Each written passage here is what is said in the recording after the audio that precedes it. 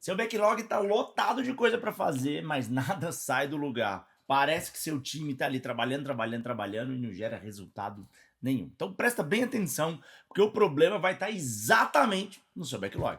E eu vou te mostrar como resolver isso agora nesse vídeo. Então, ó, já deixa seu like, se inscreve nesse canal, fica comigo até o final desse vídeo, porque eu tenho certeza que ele vai mudar e até mesmo destravar a maneira como você enxerga o seu backlog. Antes da gente falar de priorização, a gente tem que deixar uma coisa muito clara aqui para você, tá? Backlog não é lista de demanda, backlog não é lista de tarefa, backlog não é lista de escopo que você tem que fazer para entregar um projeto. Backlog, na verdade, é uma lista de valor, e eu sei que esse termo é tipo assim, nossa, valor, mas o que é valor? É meio utópico, é meio utópico. Pensa o seguinte, um backlog é uma escada, visualiza uma escada na sua frente. Cada degrau dessa escada que você vai percorrer vai te fazer chegar no seu objetivo, lá em cima da escada, beleza? Cada degrauzinho dessa escada te colocou mais próximo da onde? Do seu objetivo, que é lá em cima da escada. Ou seja, todos os itens do seu backlog, todos os degraus, eles na verdade te colocam aonde?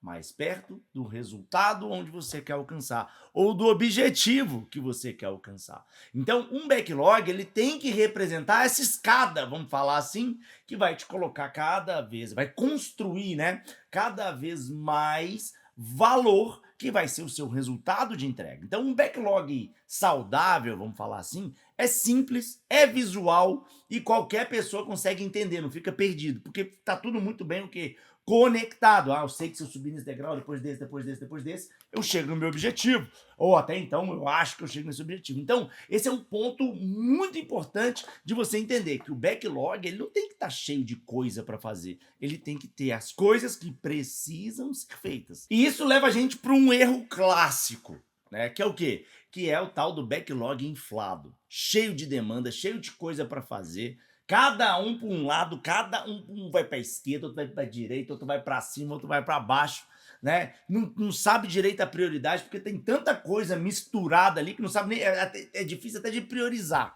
Então, o grande problema, às vezes, eu vejo muita gente chegar para mim e falar assim: putz, brasileiro, eu não consigo priorizar, a gente tem uma dificuldade de priorizar o meu backlog. Não, na verdade, você tem coisa demais no seu backlog.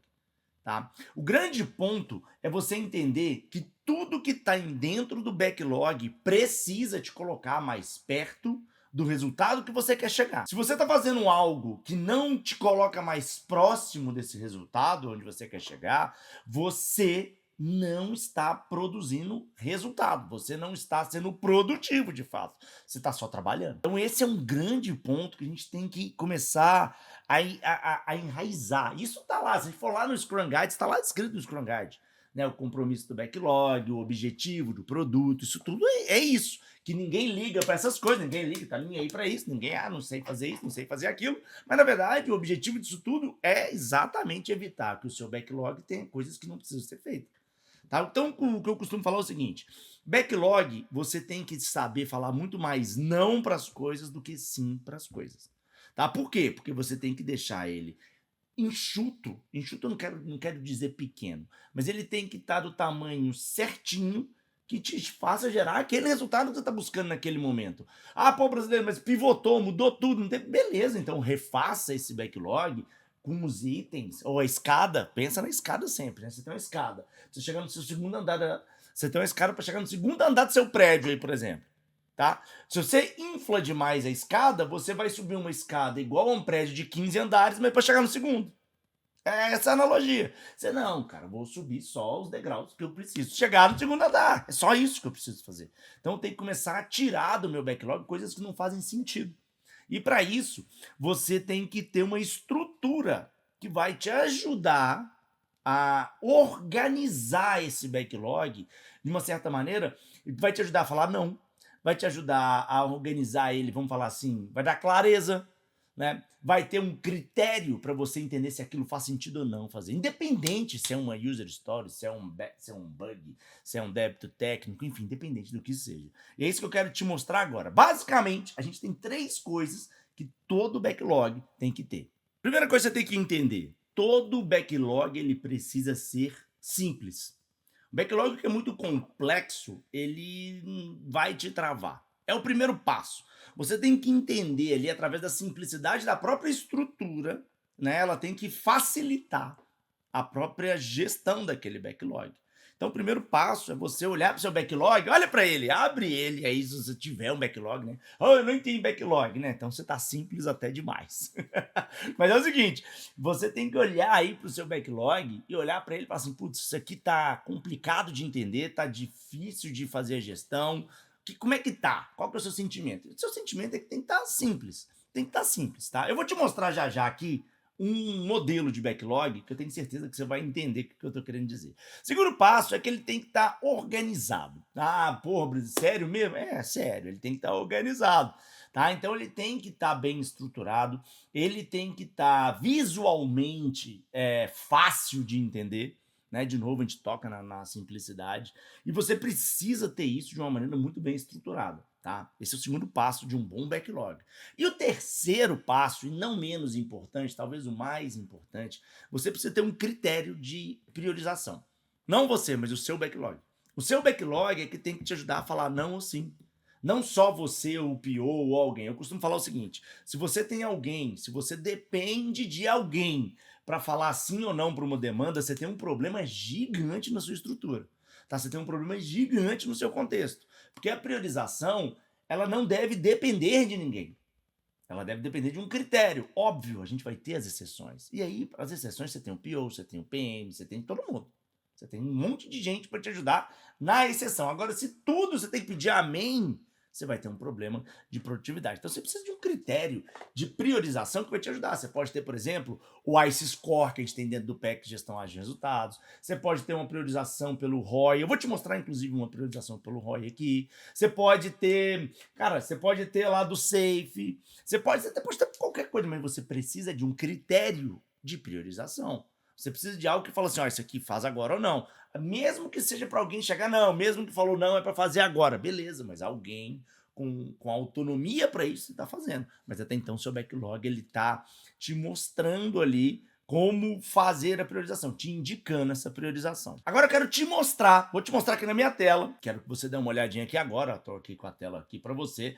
Esse aqui é um backlog estruturado. Tá, óbvio, ele tá como exemplo, tá? Isso aqui é uma das templates que a gente tem dentro do PEC Gestão Ágil de Resultados. Se você tiver interesse em ter templates como essa, práticas como essa, prontas para usar, são mais de 30 dentro do PEC Gestão Ágil de Resultados. O link tá na descrição. Clica lá e vê. Tem backlog, tem métrica, tem OKR, tem roadmap, tem tudo. Status report, tem tudo que você precisa para fazer uma ótima gestão aplicando boas práticas ágeis, tá bom? Vamos entender aqui, ó. Meu objetivo aqui não é trazer para você o conceito, é só te mostrar a estrutura e como que ela funciona para trazer para cá o critério de priorização, que é o grande lance. Perceba a primeira coisa, a simplicidade desse backlog, ele está organizado visualmente. Ele está organizado visualmente. Ah, putz, não estou entendendo, é uma coisa, mas ele está organizado. E ele tem um critério muito claro de priorização. Olha só que interessante, eu quero mostrar para você exatamente, tá? Como que está organizada essa estrutura aqui. Eu vou dar um zoom pequeno aqui, só para a gente aumentar um pouquinho, para ficar melhor aí para você enxergar. Basicamente, vou te explicar a estrutura desse backlog. A gente tem o objetivo aqui do produto, do projeto. A gente tem os habilitadores de negócio, que é a parte crucial para você ter uma boa priorização por ROI, tá? Uma boa priorização por ROI vai precisar desses habilitadores de negócio. E aqui você tem os itens de backlog. O que essa template faz? Tá? O que essa prática faz? Basicamente, ela vai pegar cada um desses itens de backlog aqui e a gente vai falar o quanto que ele é aderente àquele habilitador de negócio. Então, por exemplo, esse aqui ó, é muito aderente, muito aderente, muito aderente, ele é muito aderente em todos, ou seja, é um item extremamente aderente a todos os habilitadores de negócio. Pô, brasileiro, o que é um habilitador de negócio? Vou dar um exemplo. Você tem aqui, por exemplo, ó, um objetivo, você tem um projeto que é, por exemplo, pedir comida via aplicativo. Você me entendeu o que eu estou querendo dizer. Pedir comida via aplicativo. Um sanduíche, um lanche, enfim, dependendo da localização do Brasil, tem um nome diferente, via aplicativo, beleza? Um dos habilitadores de negócio ali é o quê? É a velocidade e a facilidade de utilização. Outro habilitador de negócio ali pode ser, por exemplo, a alta disponibilidade, nunca ficar fora do ar, né? Então tem vários habilitadores. Você pode ter um que é ter alta tecnologia, TIA, sei lá, você pode, aí depende muito do que você está buscando. Tem uma maneira de pensar nesses habilitadores, mas é só para você ter uma ideia. Né? Então, um grande ponto aqui, ó, esse item aqui, ele está o quê? Extremamente aderente. ele é tamanho macro dele. Tamanho macro. Ele, ó, ele é feito em 5 dias. Ah, ele é feito em 5 semanas. Ele é feito em um mês. Não sei, é um tamanho macro, é uma ideia de tamanho. E automaticamente ele calcula o ROI. Como é que ele chega nesse cálculo de ROI? Ele pega o quanto que está de aderente em cada um, versus qual que é o impacto de cada um dos habilitadores, mas também a questão do tamanho para ele chegar no cálculo de ROI. Para ele chegar no cálculo de ROI ali, que ó, esse aqui é um que vale a pena. Por exemplo, se ele fosse tamanho 21, ele ia diminuir. Ah lá, ele foi para 2, ó, ele perde. Mesmo sendo extremamente aderente, por exemplo, ele perde pro de baixo. Por quê? Porque o de baixo é menor. Se o de baixo, entendeu? Automaticamente, o ROI tem a ver com o tamanho do item. Né? Então, ou seja, quanto mais dinheiro você gasta com uma atividade para fazer, teoricamente, mais cara ela é, automaticamente o ROI dela é menor. Né? Vai demorar a voltar. Então, aqui ele faz uma priorização por ROI. Qual que é o grande lance dessa priorização? Você consegue ter um critério. Imagina, você chega ali, ó, fala assim, ó, alguém chega agora, tem um bug XPTO para fazer. Aí você coloca, ah, beleza, vamos colocar aqui, ó, ele é aderente, ele é pouco aderente, ele é muito aderente aqui, ele é muito aderente, e tem que ser feito agora, tem que ser feito agora, e ele é tamanho 5, por exemplo. Ele é tamanho 5. Aqui no caso ele ganhou. Ele tá ganhando, ele ganha. Vamos supor que, putz, a gente olhou, ele é tamanho 13. Ó, ele não ganha, ele não entra agora não. Tem outros itens na frente com a priorização melhor. A não ser que alguém chegue e fala, não, ele tem que fazer, tem que fazer. Ou então você pega aquele item que é florear, né? Você coloca pouco aderente, pouco aderente, pouco aderente, né? E aí você chega ali e fala assim, putz, tamanho, olha lá, e tamanho 13. Aí ele tá lá embaixo, do mesmo jeito.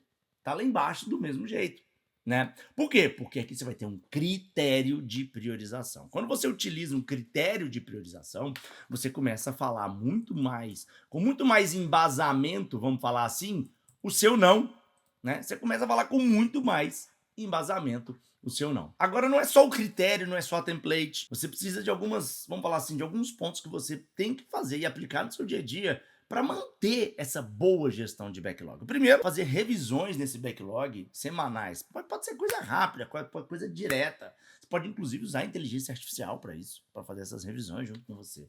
O outro ponto é você evitar criar histórias gigantescas. Gente, história grande não resolve nada. Não resolve nada, não resolve nada. Inclusive, a gente tem que fazer um vídeo aqui sobre user stories, porque ninguém sabe o conceito de user stories. Todo mundo acha que user stories é requisito e não tem nada a ver uma coisa com a outra, na minha opinião, pelo menos. E o terceiro, ele tem que ser o quê? Transparente, tá? Ele tem que ser transparente ao ponto de você bater o olho e saber o que é priorização e o que não é. Como tá aqui, ó. Você bate o olho, você sabe o que é prioridade e o que não é prioridade. Né? Simples assim. Bateu, não tem que explicar. Você tem que talvez explicar o cálculo, alguma coisa, mas você sabe, isso aqui é prioritário, isso aqui não é prioritário, isso aqui é prioritário. Então, automaticamente, esses 3 pontos são pontos que vão fazer com que o seu backlog ele ganhe muito mais tração e que ele, de fato, lembra a escadinha lá do começo do vídeo? Seja uma escadinha que vai te colocar mais perto do resultado. Né? E não fazer você subir, subir, subir, subir, subir e nunca chegar. Você tem que entender de uma vez por todas. Sem um backlog claro, você não tem agilidade.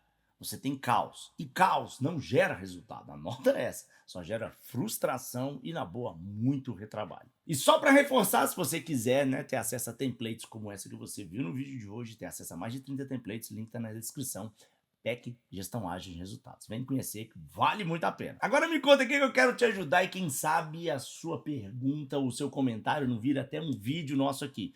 Hoje o seu backlog está mais te ajudando ou ele está mais te enrolando, te atrapalhando? Quero saber sua resposta. Coloca aqui, ó. E não esquece de deixar o like, se inscrever, deixar ativar o sininho e até o próximo vídeo. Valeu!